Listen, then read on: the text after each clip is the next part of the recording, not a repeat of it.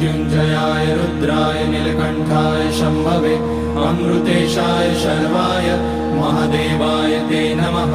नमस्तेऽस्तु भगवन् विश्वेश्वराय महादेवाय त्र्यम्बकाय त्रिपुरान्तकाय त्रिकाग्निकालाय कालाग्निरुद्राय नीलकण्ठाय मृत्युञ्जयाय सर्वेश्वराय सदाशिवाय श्रीमान् महादेवाय नमः। ॐ नमः शम्भवाय च मयोभवाय च नमः शङ्कराय च मयस्कराय च नमः शिवाय च शिवतराय च। ॐ त्र्यम्बकं यजामहे सुगन्धिं पुष्टिवर्धनम् उर्वारुकमिव बन्धनान् मृत्योर्मुक्ष्यमामृतात्।